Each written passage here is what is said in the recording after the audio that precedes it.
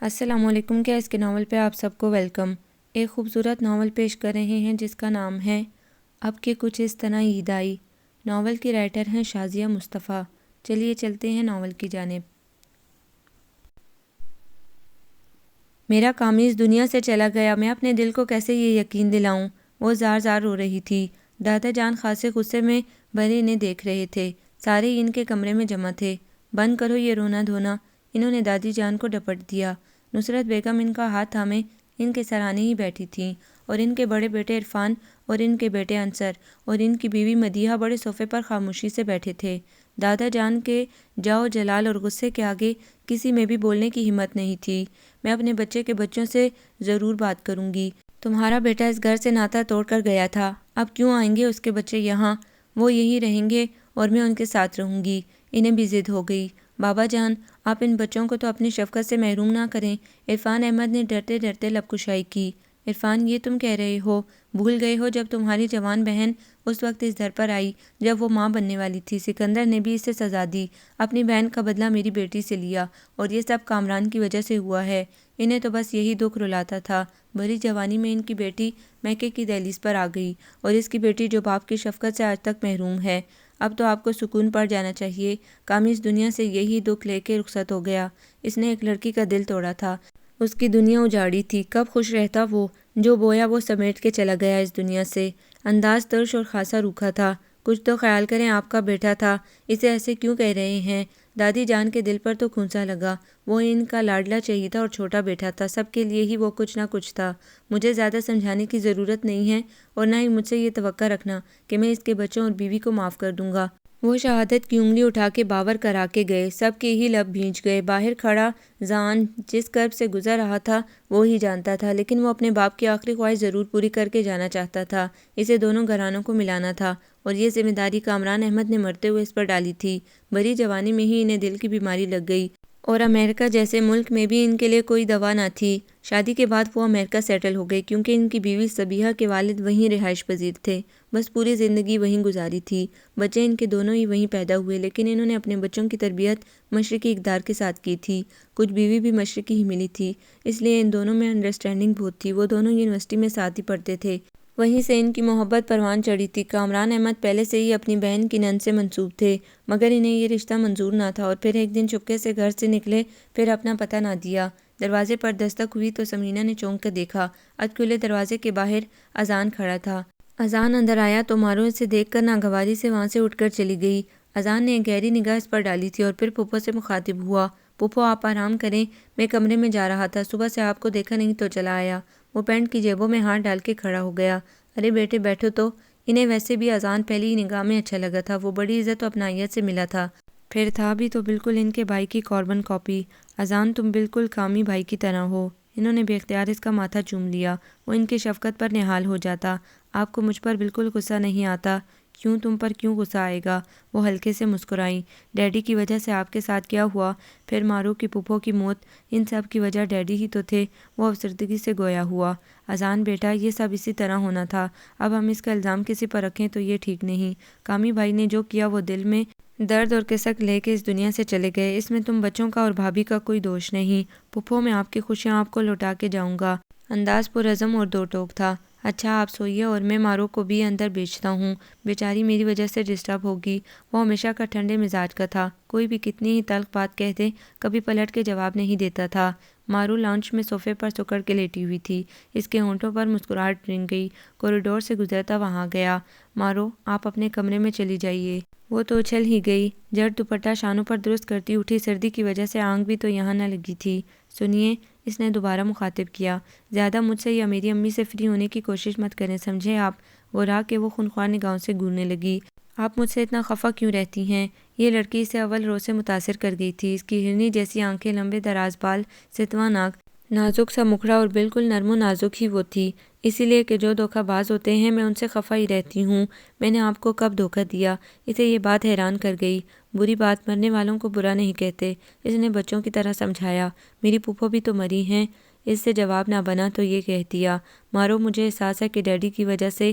بس مسٹر اذان، میں کوئی دلائل نہیں سنوں گی، بہتری اسی میں ہے کہ آپ اپنا بوریا بستر سمیٹے اور جائیے یہاں سے۔ انتہائی اکھڑ اور کھدرے لہجے میں وہ بولی۔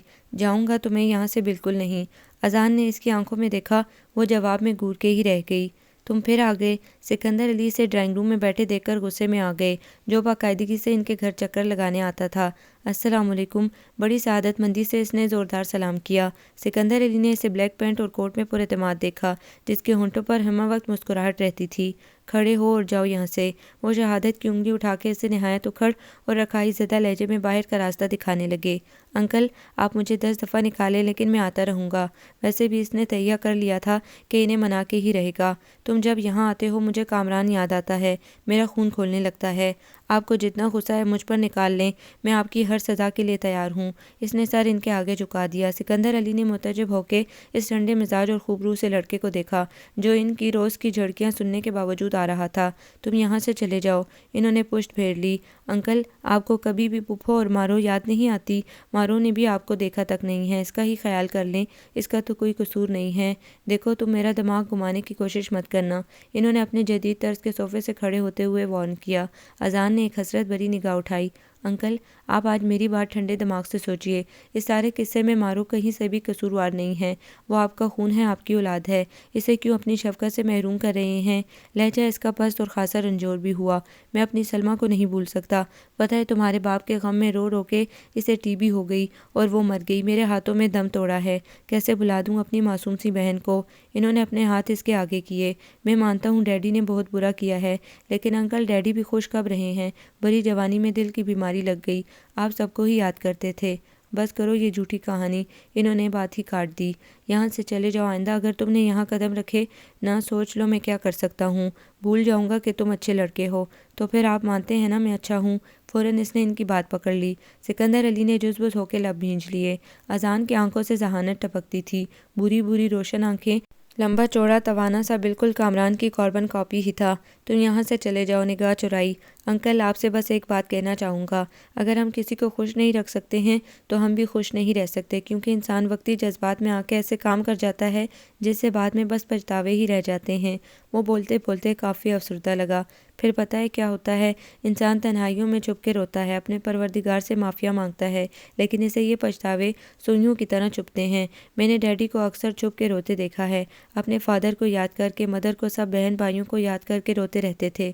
وہ میں نے ڈیڈی کو ہوش سنبھالتے ہی غمزدہ اور اداس ہی دیکھا۔ اور پتہ ہے انکل، ہمیشہ مجھے وہ یہ نصیحت کرتے تھے، اذان، کبھی کسی کا دل مت دکھانا، دل سے نکلی عرش تک جاتی ہے۔ میں ان کی فیلنگز اس وقت سمجھتا ہوں۔ وہ ساکت کھڑا گم سا بولے جا رہا تھا۔ سکندر علی نے بس چپ ہو کے سنا، نہ اس سے روکا اور نہ ہی ٹوکا۔ پھر لمبے لمبے تھکے تھکے قدم اٹھاتے چلے گئے۔ اذان کی آنکھوں میں اس لمحے آنسو آ گئے۔ یہ تم اتنے لمبے لمبے چلے کہاں جاتے ہو؟ صبیہ نے اس کے بالوں میں ہاتھ پھیرا، جو رات بھی کافی دیر میں آیا تھا۔ امی، رات میں سکندر انکل کی طرف گیا تھا، وہ اٹھ کے بیٹھا۔ صبیہ نے اس کے بیڈ پر پڑے کمبل کو اوپر کیا، اس کے رات کے کپڑے بھی صوفے پر پڑے تھے، انہیں اٹھایا اور ہینگر کرنے لگی۔ وارڈروب بیڈ کی پائنتی کی طرف تھی، اسے بند کیا۔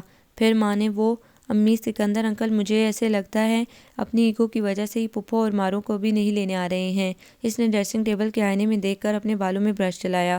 میری تو بس یہی دعا ہے کہ سکندر بھائی سمینہ کو اور مارو کو لے جائیں، انہیں بھی اپنے شوہر کی آخری خواہش پوری کرنے کی ہی فکر تھی۔ بس اب سمجھیے تھوڑی اور انکل کی برین واشنگ ہوگی، بس جیسے ہی ان سب کا پرابلم سالو ہوا ہم سب واپس امریکہ چلیں گے۔ امی، آپ تو سب کے رویوں سے ابھی سے گھبرانے لگی، اب ہم یہیں رہیں گے، کہیں نہیں جائیں گے۔ وہ مسکرایا، کیونکہ اب تو وہ یہ عزم کر چکا تھا، سارا کچھ یہاں پاکستان سیٹ کر چکا تھا، ایک فیکٹری بھی لگا رہا تھا، وہ بھی سمجھو شروع ہونے والی تھی۔ تمہارے دادا جان تم سے اور مجھ سے کب ٹھیک طرح بولتے ہیں؟ زویا بہت روتی ہے، انہوں نے بتایا۔ امی، زویا بھی بچی ہے، سیٹ ہو جائے گی، میں سمجھا لوں گا۔ وہ ہمیشہ انہیں منا ہی لیتا تھا۔ اذان نے جلدی جلدی تیاری کی۔ نیوی بلو کوٹ پینٹ میں وہ ڈیسنٹ لگ رہا تھا۔ سیڑھیاں اترتا آ رہا تھا، وہ سامنے شاکنگ پنک کاٹن کے پرنٹڈ سوٹ میں ملبوس ٹی وی دیکھ رہی تھی۔ صبح صبح ٹی وی نہیں دیکھتے، اذان نے اچانک ہی ٹوکا۔ مارو نے چتون تیکھے کر کے رائٹ سائڈ پر دیکھا، نفرت سے انداز بدلے۔ میری مرضی میں تو دیکھوں گی، زید میں آواز اونچی کر دی۔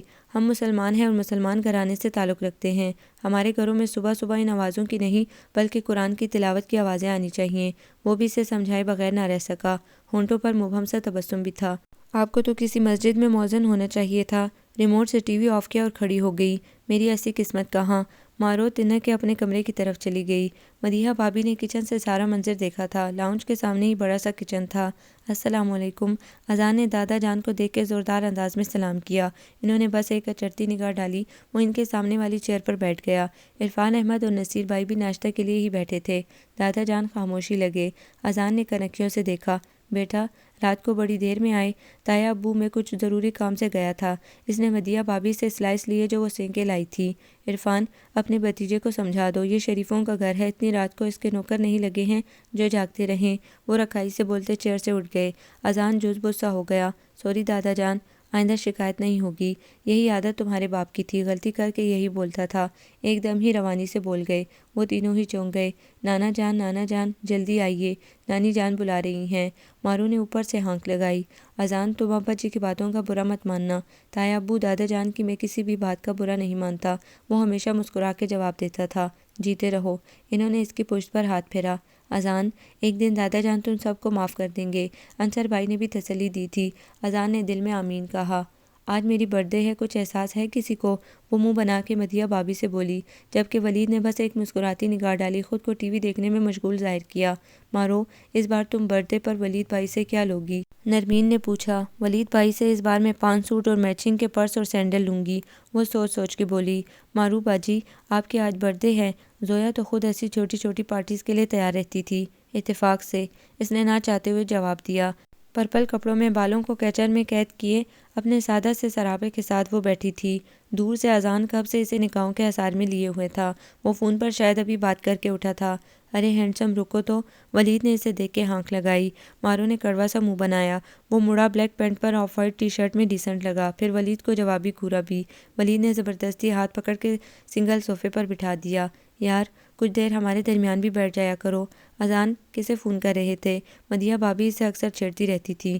وہ ان کی شرارت بھی سمجھ گیا۔ بھابی مجھے پتا ہے کسی لڑکی کو یہ فون نہیں کر سکتا۔ تم کیا کان لگا کے بیٹھے تھے؟ اذان نے جیم کے کہا۔ ولید بھائی آپ فارغ ہو جائیں تو مجھے بلا لیجیے گا۔ مارو کو اذان کو اہمیت دیا جانا سخت ناگوار گزرا۔ بیٹھ جاؤ شرافت سے، یہ کیا اذان کو دیکھتے ہی بھاگنے لگتی ہو؟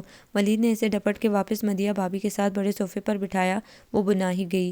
ولید بھائی، وہ چیخی، لڑکی تم آخر ایسی بدتمیز کیوں ہو گئی ہو؟ میرے خیال میں چلوں، مجھے کہیں جانا ہے۔ اذان خود ہی کھڑا ہوا۔ ولید سمجھتا تھا اذان کو مارو کا رویہ تکلیف دیتا ہے، مگر اسے ایکسپریشن چھپانے میں کمال حاصل تھا۔ ادھر یہ تو اکڑی ہوئی ہے ہی، تم کاہے کو اکڑ رہے ہو؟ یار ولید آئی ایم سیریس، مجھے ضروری کہیں جانا ہے، اس نے یقین دلایا، جبکہ مدیحہ بھابی کی مشکوک نگاہیں اس کا جائزہ لینے لگیں، جو واقعی اجلت میں لگ رہا تھا۔ جانے دو ولید، اسے شاید کسی سے ملنا ہی جانا ہو۔ ویسے یار وہ ہے کیسی؟ ولید نے شوخی سے معنی خیز انداز میں پوچھا۔ باز مت آنا تم، وہ ہنسا۔ اذان کی موجودگی مارو کا پارا اونچا کر رہی تھی، مگر زبردستی بیٹھنا پڑا۔ ویسے اذان لڑکی پسند کر لو تو بتا دینا۔ ولید نے پھر ہانکی۔ تمہیں میں واضح کر دوں کہ میں لڑکی خود نہیں اپنے بزرگوں کی پسند سے ہی پسند کروں گا۔ اف اذان، تم امریکہ سے آئے ہو ایسی سوچیں؟ وہ حیران ہوا۔ یہ بھی ایک طریقہ ہوتا ہے لوگوں کو لبھانے کا، مارو نے طنز کیا۔ اذان نے تعصب بھری نگاہ ڈالی۔ کتنی بری سوچیں تھی اس پیاری سی لڑکی کی، نہ جانے کیوں پہلی ہی نظر میں اسے یہ ناراض سی لڑکی اپنی جانب متوجہ کر گئی۔ کیوں اذان، آج کل تمہیں رجانے کی کوشش کر رہا ہے؟ ولید بھائی، مارو تو تنک ہی گئی، جبکہ اذان کی دبی دبی ہنسی نکلی۔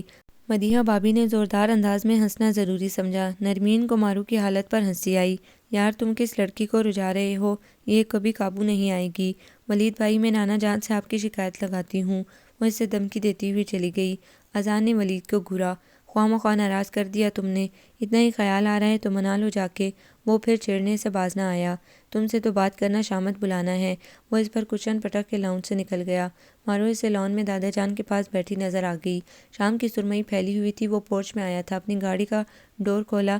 بیک وقت دادا جان اور مارو کی نگاہ اٹھی تھی۔ وہ دن دور نہیں کہ آپ دونوں کی ناراضی دور ہو جائے گی۔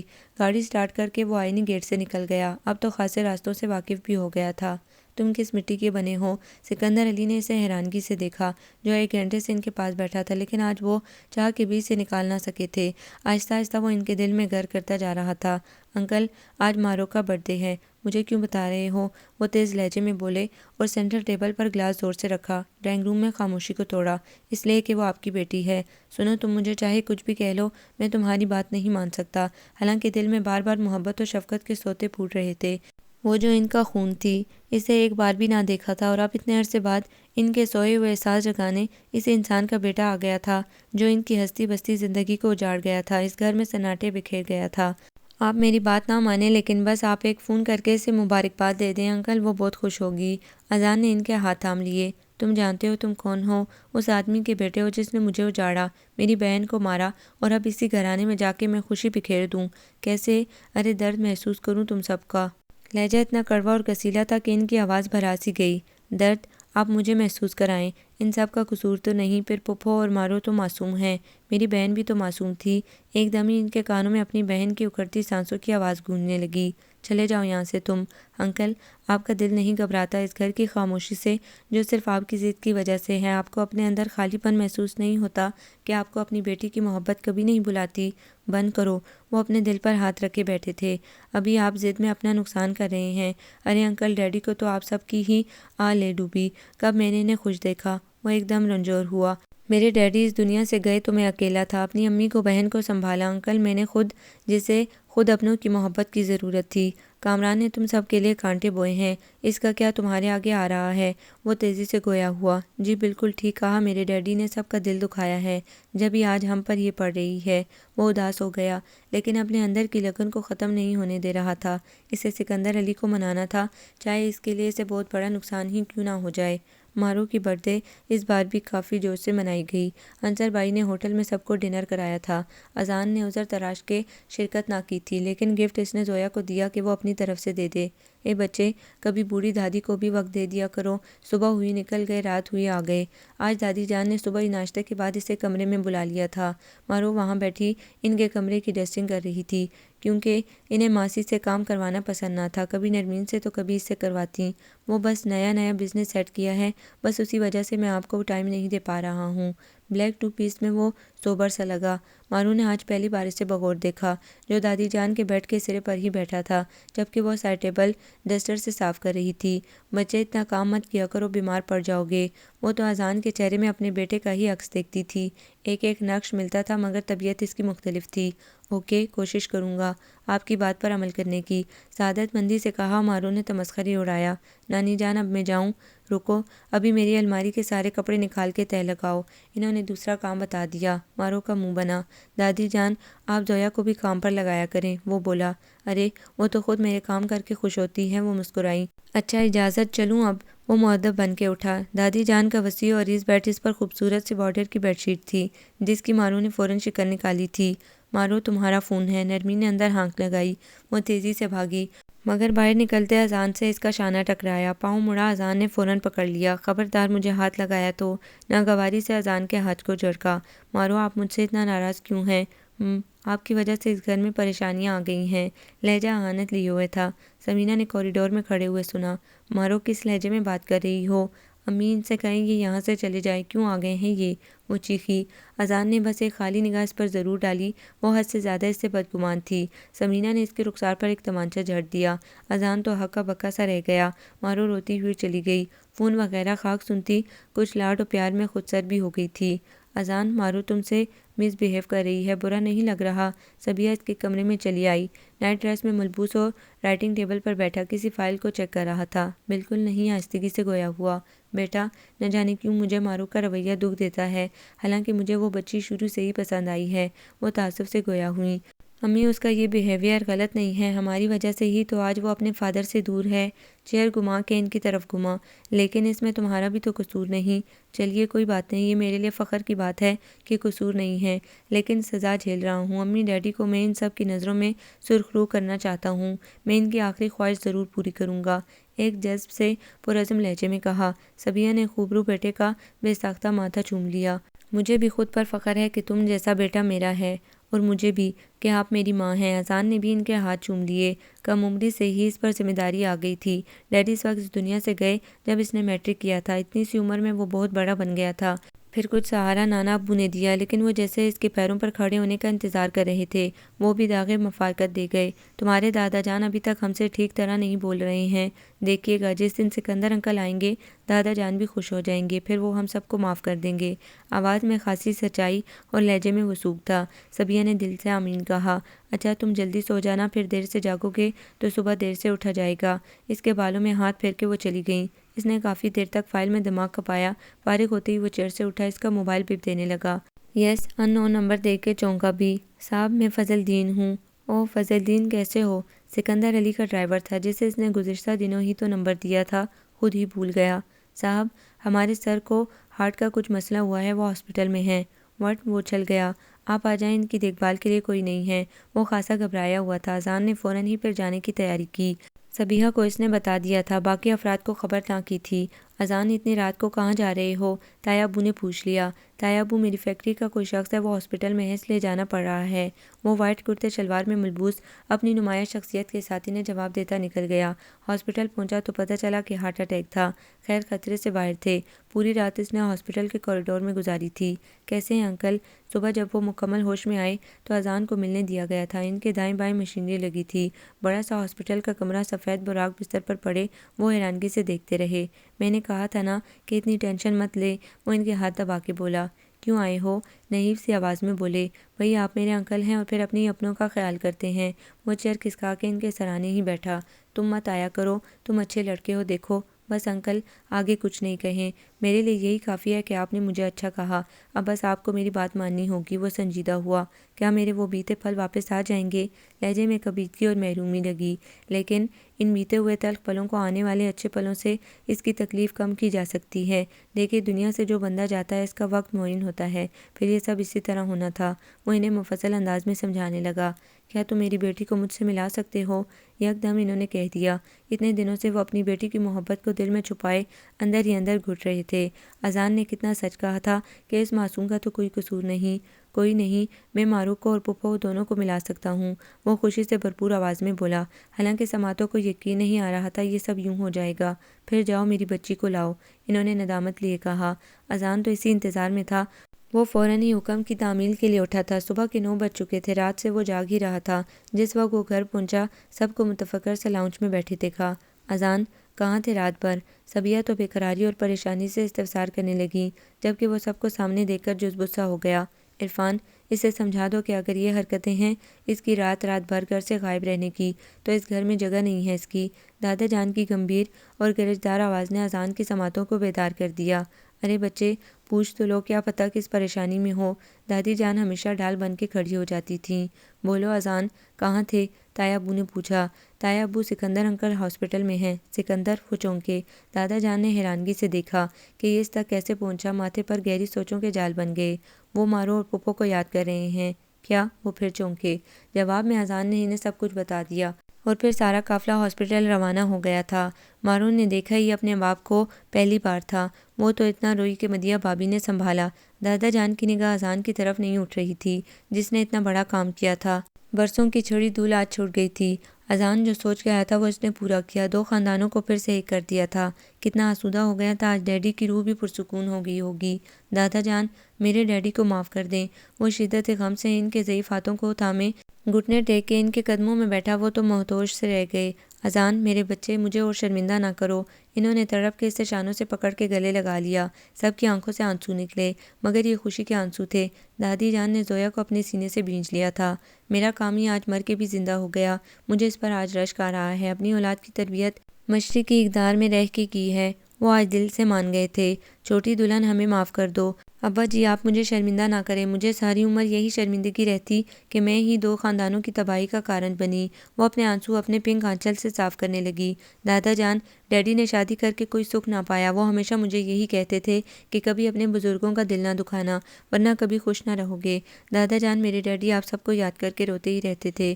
وہ مضبوط اور توانا مرد بھی رو دیا۔ انصر بھائی نے اس کی پشت پر ہاتھ رکھا۔ دادا جان کے بڑے سے کمر میں سب ہی براجمان تھے اور حیرانگی سے اس ملن کو دیکھ رہے تھے۔ اذان نے آج ان کی محبت پالی تھی۔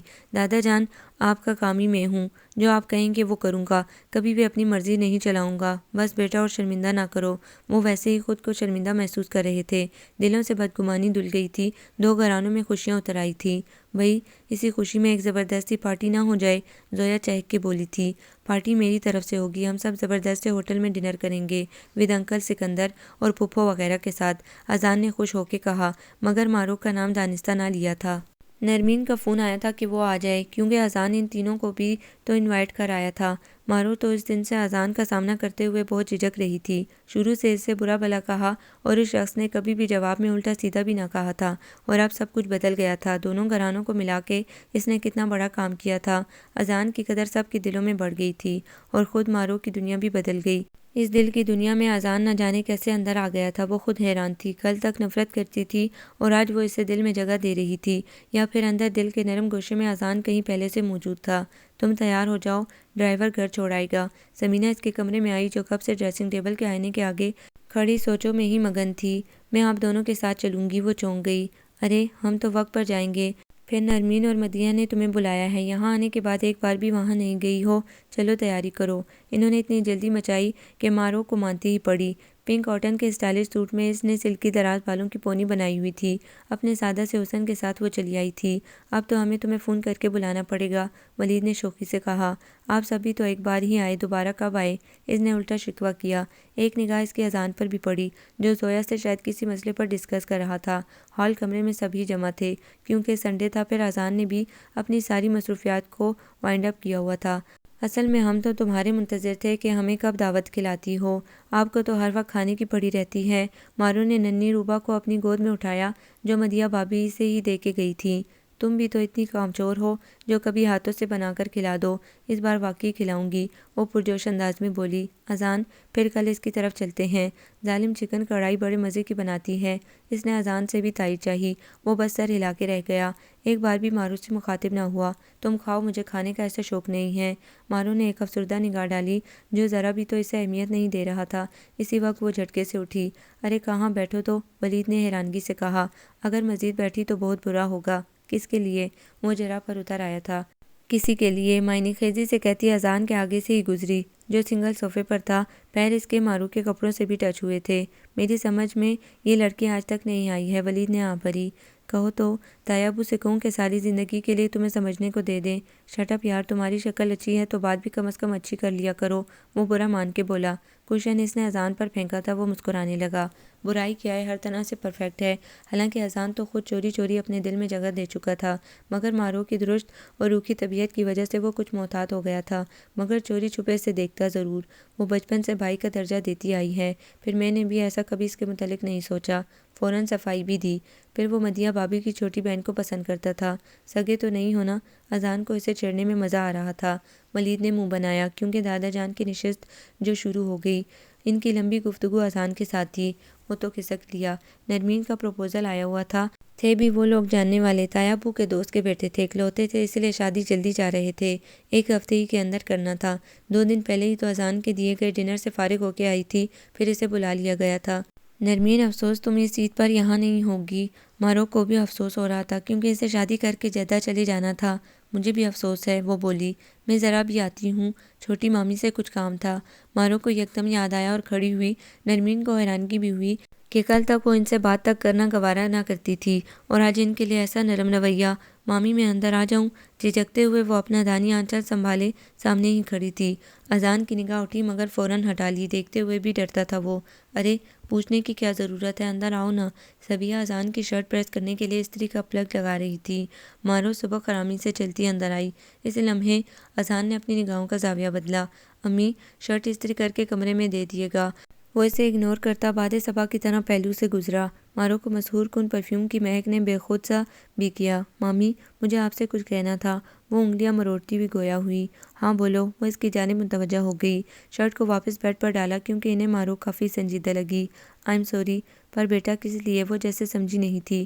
وہ میں نے آپ سے پھر اذان بھائی سے مس بہیو کیا تھا۔ اٹس اوکے بیٹا، ایسی کوئی بات نہیں، تم میری اپنی ہو، تمہارا بیہیو نیچرل تھا۔ انہوں نے اس کے رخسار تھپتھپائے، وہ ان کی محبت اور معاف کر دینے پر اور شرمندہ ہوئی۔ تم کبھی ایسا سوچنا بھی نہیں، بہت پیاری بچی ہو تم۔ وہ تو ویسے بھی اسے اذان کے لیے سوچ چکی تھی۔ وہ باہر کھڑا سن رہا تھا، ہونٹوں پر تبسم بکھر گیا۔ یہ ناراض سی لڑکی تو پہلے ہی دل کی دنیا پر قدم رکھ چکی تھی۔ نرمین کی اتنی تیزی سے ساری تیاریاں ہوئی تھی کہ مارو تو تھک گئی تھی، کیونکہ بازاروں کے چکر بھی اس نے ہی لگائے۔ پیکنگ میں مدیحہ بھابی نے مدد کی۔ زویا کا نیا کالج سٹارٹ ہوا تھا، اس لیے وہ مصروف تھی، مگر مارو نے اس کی شادی پر پہننے کی ساری تیاری خود کی۔ نرمین کا مہندی مایوں تو بہت آرام سے گزر گیا، مگر شادی والے دن تو مارو کو بخار ہی چڑھ گیا۔ سکندر علی کی تو دنیا ہی ہل گئی۔ میں نے تو ابا جی کو آج کا ہی کہا ہے، نرمین کی شادی میں دونوں کا نکاح بھی ہو جائے گا۔ سکندر علی نے کہا، اس کا بخار کب اتر رہا ہے؟ سمینہ الگ متفکر سی تھی۔ ارے شام تک اتر ہی جائے گا، پھر یہ اچھی بات نہیں کہ ہم نے جو سیٹ کیا ہوا ہے اسے ملتوی کیا جائے۔ مہرو اندر کمرے سے نکلی تھی، کچھ بخار اترا تو وہ لاؤنج میں آنا چاہ رہی تھی، کچھ طبیعت بھی گھبرا رہی تھی۔ صبیہ بھابی نے تو آج ہی کی تیاری کی ہے۔ مارو کے تو ہاتھوں پیروں میں پسینہ آ گیا۔ اتنی چپکے اس کا رشتہ بھی طے کر دیا تھا۔ اسے اذان کا رویہ الگ کھٹک رہا تھا، جو اسے رخ ہی نہیں دیتا تھا۔ شام تک واقعی بخار اتر گیا تھا۔ سمینہ نے اسے بتا دیا تھا، وہ سر جھکا کر رہ گئی تھی۔ مارو، ابھی تم کوئی مسئلہ مت کھڑا کرنا۔ لیکن امی، آپ مجھے پہلے بتا تو دیتی نا۔ وہ روحان سی ہو گئی کہ اسے پوچھنے تک کا تردد نہ کیا گیا تھا۔ بات کل ہی ابا جی نے کی ہے، پھر تمہارے ابو کو اذان شروع سے پسند ہے۔ وہ اس کے کپڑے وغیرہ کمرے میں رکھنے آئی تھیں، جو صبیہ نے صبح ہی بھیج دیے تھے۔ حیدرآبادی سوٹ تھا جو وہ خود اپنی پسند سے لائی تھی۔ لیکن امی، وہ رو دی۔ مارو، بس ذہن پر زور مت دو، طبیعت تمہاری ویسے ہی ٹھیک نہیں ہے، اتنی جلدی ضرورت کیا ہے؟ پھر بھی احتجاج کر بیٹھی۔ صرف نکاح کر رہے ہیں، رخصتی اذان کے امریکہ سے آنے کے بعد کریں گے۔ انہوں نے اس کے بیڈ پر پھیلا سامان ایک سائڈ پر رکھا۔ مارو کا چہرہ ایسے ہی اترا ہوا تھا، پھر وہ ایسے کیسے اذان کو قبول کر لے جبکہ وہ اسے کوئی اہمیت نہیں دے رہا تھا۔ اذان بیٹا، تمہیں اعتراض تو نہیں ہے نا؟ نہیں دادا جان۔ اس نے گہری سوچ سے سر اٹھایا، کیونکہ ابھی کچھ دیر پہلے ہی اسے پتہ چلا تھا، اور پھر وہ ان کے کسی فیصلے سے انکار نہیں کر رہا تھا، بلکہ مارو کی رضامندی کو وہ اولین سمجھتا تھا۔ وہ سوچتا ہوا باہر آیا، انصر بھائی سے ٹکر ہو گئی، وہ چونک گیا۔ وہی لگتا ہے ابھی سے مارو کے ساتھ ہنی مون پر نکل گئے۔ انہوں نے معنی خیزی سے آنکھیں گھمائیں۔ اذان گرے کرتے شلوار میں ڈیسنٹ لگا۔ جی ایسی تو بات نہیں، وہ جیم گیا۔ فوراً تم تیاری کر لو، کیونکہ پھوپھا جی اور پھوپھو مارو کو ہوٹل ہی لے کر پہنچیں گے، انہوں نے یاد دلایا۔ اذان نہ کچھ کہہ رہا تھا اور نہ ہی وہ خوش تھا۔ ولید اور انصر بھائی سے تیار کروانے میں مدد دے رہے تھے، جبکہ نرمین کو مدیحہ بھابی پہلے ہی پارلر لے گئی تھیں۔ سب کچھ اتنی جلدی میں ہوا کہ سب حیران بھی تھے۔ نرمین تیار ہو کے آ چکی تھی، دونوں دلہنیں ڈریسنگ روم میں بیٹھی تھیں۔ اتنے میں نرمین کی بارات آ گئی۔ پہلے اس کا نکاح ہوا، اس کے بعد مارو کا ہوا۔ اذان نے جس وقت نکاح نامے پر دستخط کیے، اس کے احساسات اور جذبات میں ہلچل مچی، مگر اس نے خود پر کنٹرول ہی رکھا۔ اسٹیج پر دونوں ہی دلہنیں بٹھا دی گئیں۔ اذان ایک بار بھی اسٹیج پر نہ آیا۔ ولید اور انصر بھائی کی کوشش تھی کہ اسے ایک بار مارو کے ساتھ بٹھائیں، مگر اس کا ایسی گیدرنگ میں شرکت کا یہ پہلا اتفاق تھا۔ وہ پاکستان کے فنکشن اٹینڈ ہی پہلی بار کر رہا تھا۔ بھائی، آپ ایک بار تو مارو بھابی کے ساتھ بیٹھتے، میں آپ دونوں کو ساتھ بیٹھا دیکھنا چاہتی تھی۔ زویا نے منہ بنایا۔ نرمین کی رخصتی کے بعد سبھی لان کے باہر کھڑے تھے۔ تمہارا بھائی اپنی تھوڑی نرمین کی اور اویس کی شادی اٹینڈ کرنے آیا تھا، ولید نے شوخی سے ذرا طنز کیا۔ جواب میں اذان نے گورا۔ نیوی بلو ٹو پیس میں وہ اتنا ڈیسنٹ لگ رہا تھا کہ مارو کی نگاہ بھٹک رہی تھی۔ بھابی، میں سچ کہہ رہی ہوں، انہوں نے مجھے دل سے قبول ہی نہیں کیا ہے۔ نرمین شادی کے 15 دن بعد اویس اور اس کی فیملی کے ساتھ جدہ روانہ ہو گئی تھی۔ ارے اذان ذرا اور مزاج کا ہے اور ہر کام ڈسپلن سے کرنے کا عادی ہے۔ وہ اس کے ساتھ مل کر ڈائننگ ٹیبل پر کھانا لگوا رہی تھی۔ سکندر علی نے آج نکاح کے بعد پہلی بار سب کو ہی اپنے گھر ڈنر پر انوائٹ کیا تھا۔ یہ ڈسپلن تو نہ ہوا، بلکہ لاپرواہی اور لاتعلقی ہوئی۔ وہ دانی جارجٹ کے ستارے موتی کے کام والے سوٹ میں لائٹ میک اپ میں بہت دلکش لگ رہی تھی۔ اس نے صبح سے ہی پورا گھر ملازموں کو ساتھ لگا کے ڈیکوریٹ کروایا تھا۔ ارے اب تم اس کی اپنی ذاتی ملکیت ہو، ایک دن ہی وہ تم سے سارے اظہار کرے گا، تم اتنی بدگمان نہ ہو۔ انہوں نے اس کی نازک موہنی صورت پر پیار بھری نگاہ ڈالی۔ کیا بات ہے مارو، کب کھانا شروع ہوگا؟ اذان بیچارہ مروت میں بولے گا تو نہیں کہ اسے بھوک لگ رہی ہے۔ ولید نے ڈائننگ ٹیبل پر اتنے انواع اقسام کے کھانے دیکھے تو بھوک چمک اٹھی۔ انہیں نہیں، آپ کو بھوک لگ رہی ہے، اس نے جھٹ کہا۔ ہاں بھئی، لو میاں کی سائڈ، اس نے سر دھا بھری۔ اتنے میں سارے ہی افراد نے ڈرائنگ روم سے لاؤنج کراس کیا اور ڈائننگ روم میں آ گئے۔ مرد حضرات کو پہلے کھلانے کا سمینہ نے کہا تھا۔ سکندر علی نے داماد کے لیے خاص طور پر چیئر آگے کی۔ انکل پلیز، آپ اس طرح تو نہ کریں، وہ شرمندہ ہوا۔ یار تم تو پھوپھا جان کے لیے خاص بندے ہو، انصر بھائی نے معنی خیزی سے کہا۔ وہ جیم گیا۔ چلو بھئی بچوں، دیر مت کرو، شروع ہو جاؤ۔ دادی جان کو زیادہ ہی جلدی تھی۔ مارو نے کچن سے اذان کی ایک ایک حرکت پر نگاہ رکھی ہوئی تھی۔ فون کلر کے کرتے شلوار میں لمبا چوڑا سرخ و سفید ڈریسنگ تھا، کتنا سوبر بھی تھا۔ اسی وقت اذان کی نگاہ بھی ملی۔ مارو، گڑبڑا گئی۔ اذان کے ہونٹوں پر مسکراہٹ رنگ گئی۔ سکندر بھائی، میں عید کے پہلے ہفتے میں ہی رخصتی چاہتی ہوں، صبیہ نے اچانک ہی مدعا بیان کر دیا۔ مارو سب کے لیے چائے سرو کر رہی تھی، اس سے سب کے سامنے حیا آئی۔ ابا جی نے مجھ سے پہلے ہی کہہ دیا تھا، پھر اذان کو امریکہ جانا تھا، وہ بولے۔ ہائے امریکہ، مگر کیوں؟ مارو کو تو فکر لگ گئی۔ وہ وہاں کمرے میں کھڑی فکر میں مبتلا ہو گئی۔ باہر جاتے اذان نے اسے دیکھا، اسی وقت وہ پیچھے دوڑی۔ سنیے، مجھے آپ سے کچھ کہنا ہے۔ ساری شرم اور جھجک بالائے طاق رکھ کے اس کے سامنے سراپا سوال بن کے آ گئی۔ اذان کوریڈور میں کھڑا تھا، نگاہ ایک تفصیلی ضرور ڈالی جو اپنے مشرقی حسن کے ساتھ اس کے دل کو ہلا رہی تھی۔ جی کہیے، وہ آہستگی سے گویا ہوا۔ آپ امریکہ کیوں جانا چاہتے ہیں؟ مرضی میری، یہ کہا اور مڑ گیا۔ مارو کو اس کی رکھائی پر رونا بھی آیا اور غصہ بھی آیا، مگر پھر اس نے بات کرنا مناسب نہ سمجھا۔ سب کے جانے کے بعد وہ کمرہ بند کر کے اتنا روئی کہ اذان کی سرد مہری اس سے بہت تڑپاتی تھی۔ دن اتنی تیزی سے گزرے کہ شب برات گزری اور رمضان شروع ہو گئے۔ نرمین کو گئے 3 ماہ ہو گئے تھے، اس کے فون آتے رہتے تھے، لیکن مارو نے تو وہاں جانا ہی چھوڑ دیا تھا۔ مگر اس دن 11واں روزہ تھا۔ دادی جان نے ولید سے اسے بلوا لیا، جو بڑی مشکل سے آئی تھی۔ بیٹا، اب تم نے ایسا بھی کیا کیا جو آنا ہی چھوڑ دیا؟ سبینہ نے اسے کاسنی کاٹن کے ستاروں ریشم والی کڑھائی والے سوٹ میں دیکھا، جو نکاح کے بعد سے بدلی بدلی لگنے لگی تھی۔ وہ مامی، بس نرمین کی کمی محسوس ہوتی ہے۔ وہ سر جھکائے بولی، بھابھی بس ان چند دنوں کی بات ہے، آپ یہاں آ جائیں گی، پھر آپ کی بوریت دور ہو جائے گی، زویا نے شرارتی لہجے میں کہا۔ صبیہ نے اسے اپنے کمرے میں بلا لیا تھا۔ افطار کی تیاری بھابھی اور بڑی مامی کر رہی تھی، اب صبیہ بھی چلی گئی تھی۔ آؤ چلو باہر چلیں، سب کچن میں لگی ہوئی ہیں۔ مارو نے زویا کی پشت پر ہاتھ رکھا۔ دونوں کمرے سے نکل آئی تھی، مگر مارو کے قدم بہکے۔ اگر بروقت 2 مضبوط ہاتھ اسے نہ تھام لیتے۔ سیڑھیاں اترتے ہوئے پیر مڑا تھا۔ زویا تو نیچے بھاگ لی تھی، زور سے تو نہیں مڑا؟ اذان نے اس کی ہرنی جیسی آنکھوں میں دیکھا۔ مارو کو ویسے ہی اس دن کا غصہ تھا، اپنی کلائی جھٹکے سے چھڑائی۔ بس اتنا کہا۔ مارو، میں آپ سے کچھ پوچھ رہا ہوں، میں ضروری نہیں سمجھتی کہ جواب دوں، تڑک کر بولتی جانے لگی۔ اذان کو اس کی ناراضی سمجھ آ رہی تھی، مگر بس وہ خاص موقع کے انتظار میں تھا کہ کب اپنا حال دل کہے۔ افطار تک وہ اذان کے سامنے نہ آئی، مگر جب وہ عشاء کی نماز تراویح سے فارغ ہوئی تو صبیہ نے اس کے کپڑے پریس کرنے کو دے دیے۔ امی چھوڑے، میں بھابھی سے کروا لوں گا۔ اذان نے بھی خفگی دکھائی۔ مارو اس کے بدلتے رنگ بغور دیکھتی رہی۔ مامی، مجھے استری کرنے آتی ہے، میں کر سکتی ہوں، لہجے میں طنز سمویا۔ اذان لبوں کو دبائے ہنسی روکے ہوئے تھا۔ صبیہ مارو کے شانے پر ہاتھ رکھتی کمرے سے نکل گئی۔ اس وقت دونوں کمرے میں تھے۔ لائیے مجھے دیں۔ اس نے اذان کے ہاتھ سے اس کی بلیک پینٹ اور آف وائٹ شرٹ جھپٹ کے لی تھی۔ وہ خفیف سا ہوا۔ مارو صبیہ کے کمرے میں استری کرتی رہی اور اذان اب تک وہیں موجود تھا۔ یہ چلے کیوں نہیں جاتے؟ اسے گھبراہٹ بھی ہوئی۔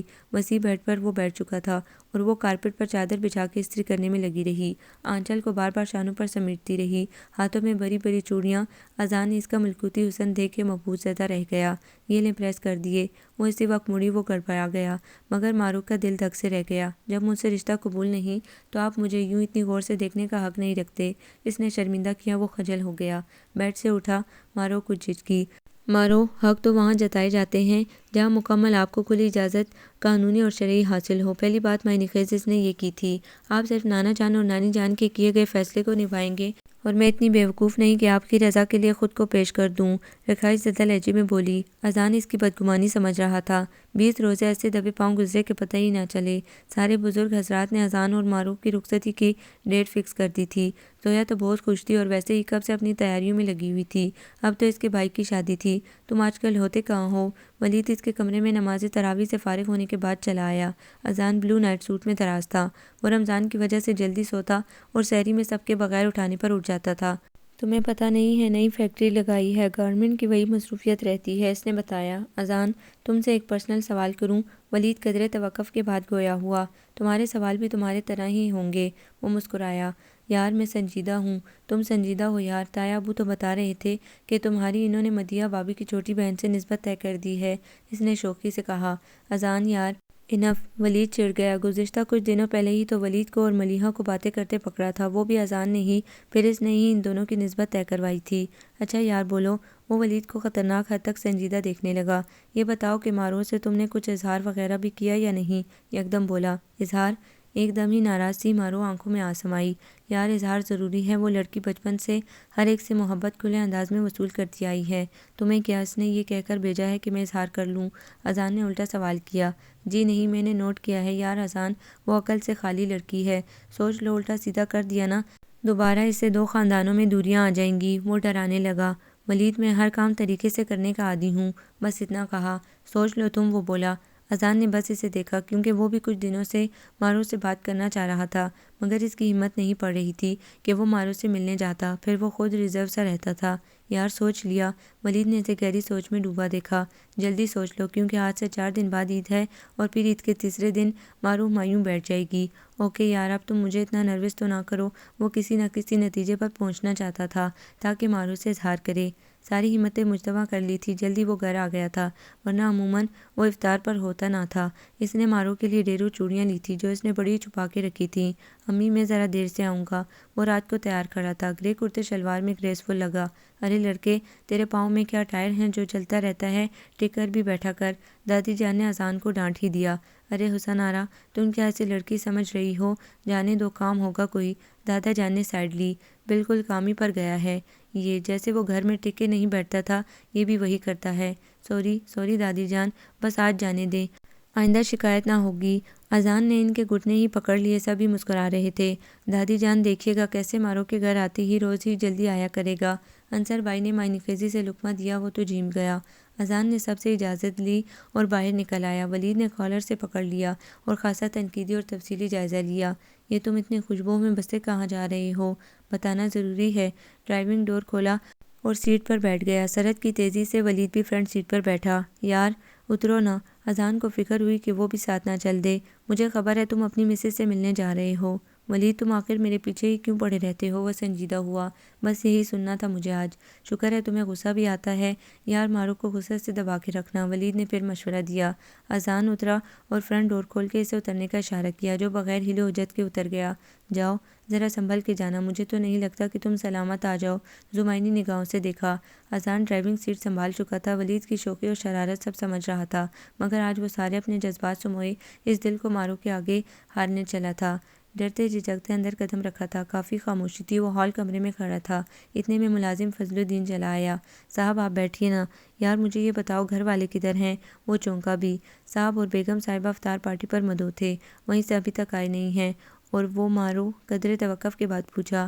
مارو بی بی حبیشہ کی نماز تراویح سے فارغ ہوئی ہیں، اپنے کمرے میں ہیں، اس نے تفصیل بتائی۔